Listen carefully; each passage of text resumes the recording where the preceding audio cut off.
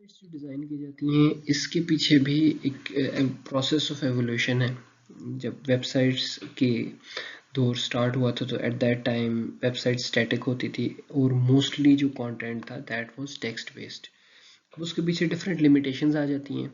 एक तो obviously when the domain is new तो उसके अंदर चीज़ें यूजुअली बहुत ज़्यादा interactive नहीं होती as compared to what it becomes after 5-10 years of that evolutionary process, जिसमें आप यूज़र से फीडबैक भी ले रहे होते हैं, न्यू टेक्नोलॉजीज भी डेवलप हो रही होती हैं।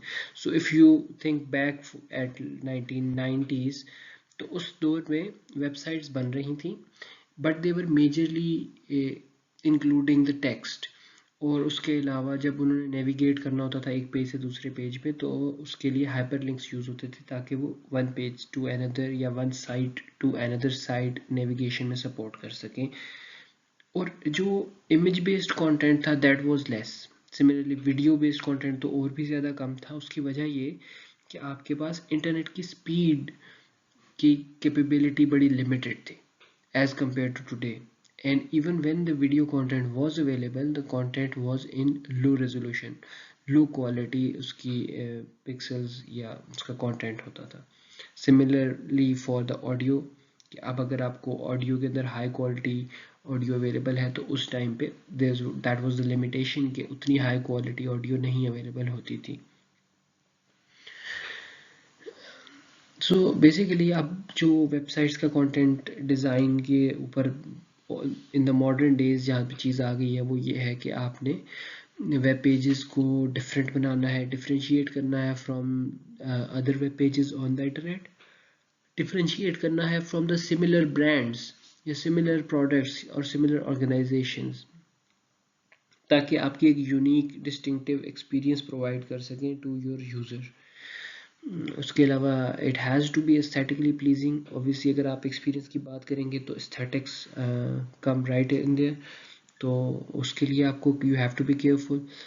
फिर आपको ये भी देखना है कि अब रेंज ऑफ डिवाइसेस बढ़ गई हैं। पहले एक स्टैंडर्ड मॉनिटर साइज चल रहा था या एटलीस्ट वी वर श्योर के devices would be let's say viewer is going to be using a monitor.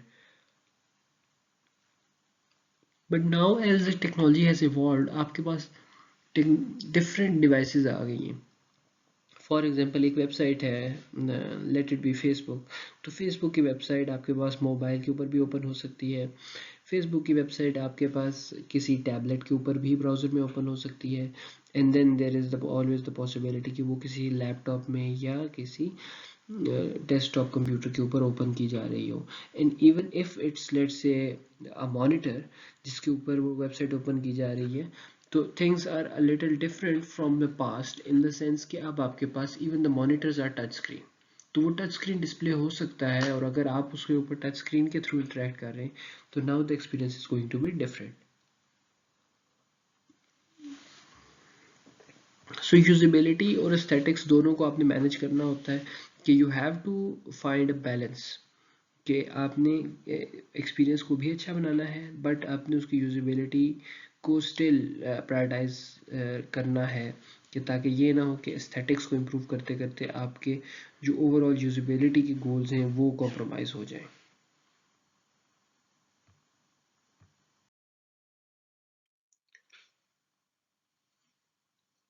Usually websites के ऊपर काफ़ी डिफरेंट रेंज ऑफ कंटेंट्स हो सकता है फॉर वन स्पेसिफिक ब्रांड। तो in order to give a sense of comfort to the user, ताकि user को अपने आप को गुम फील ना करे या लॉस्ट फील ना करे, आप ने एक डिफरेंट किस्म के तरीके यूज़ करके उसको ये फीलिंग देनी है, ये चीज़ कम्युनिकेट करनी है कि ही और शी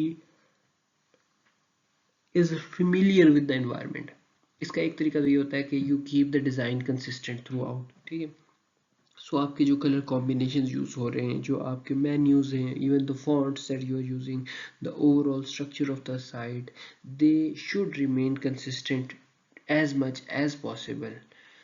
और उसके बाद आपके पास एक additional way of communicating that comfort या communicating that sense of awareness with regards to where the user is on a specific website. आप ब्रेड क्रम्स का कॉन्सेप्ट यूज़ कर लेते हैं कि bread crumbs basically, if you can remember that story from the childhood, the Hansel and Gretel story, कि जिसमें आप कह रहे थे कि बच्चे हैं दो, they want to trace their way back home, तो उसके लिए वो ब्रेड क्रम्स थ्रो करते हुए जाते हैं टूवर्ड्स अ सर्टेन प्लेस, ताकि वो वापसी पे उसको फॉलो कर सके. सो when a user is navigating from one page to another and into a subcategory and then into a subcategory, you actually mention it in a easy to read format, ताकि वो interpret हो सके और user को पता लग सके वो कि वो किन पेजेस से नेविगेट करता हुआ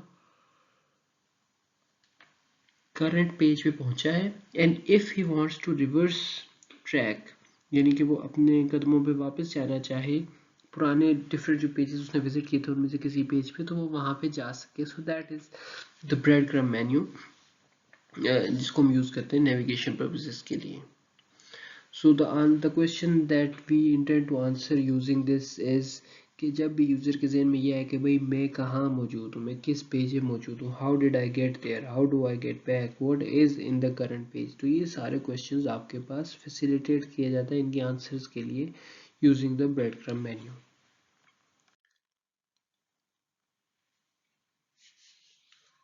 अच्छा, web ads is something that we come across very frequently. Web advertising is often intrusive as well as pervasive, तो ये आपको एक्चुअली काम करने से डिस्टर्ब भी कर रही होती है और काम करने से रोक रही होती है इवेंचुअली.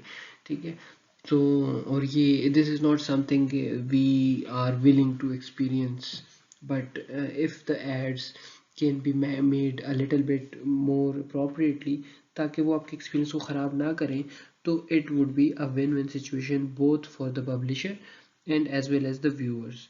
सो अब जो इन्वेसिव एड्स वाली प्रैक्टिसेस हैं उनको डिस्करेज किया जाता है, and it is usually preferred कि आपके जो एड्स हैं वो इन्वेसिव ना हो. साइड पे शो होना इज़ समथिंग एल्स, लेकिन if they are stopping you from reading or let's say going through the content that you actually intended to go through when you visited the website, तो इसका मतलब है कि वो आपके पास फिर इन्वेंसिव एड्स हैं. सो इसमें फिर आपके पास एक फर्दर आ जाता है कि जी अगर वो एड्स बहुत ज़्यादा फ्लैश कर रहे हैं या they are changing their content very frequently या कलर्स, तो उसकी वजह से आपका जो फोकस करने की एबिलिटी है वो रिड्यूस हो रही है and you are unable to focus on the content you actually want to focus. So usually हम लोगों को फिर इस पे ये भी होता है कि वहाँ पे एक क्रॉस का बटन बना होता है, तो we need to actually eventually close that ad. तो इसका फिर एक अल्टरनेटिव, चूँकि वो एक एक्स्ट्रा एफर्ट है जिससे हमें गुजरना पड़ा, तो इसका अल्टरनेटिव ये होता है कि हम लोग यूजुअली अपने ब्राउज़र में एड ब्लॉकर्स इंस्टॉल कर लेते हैं.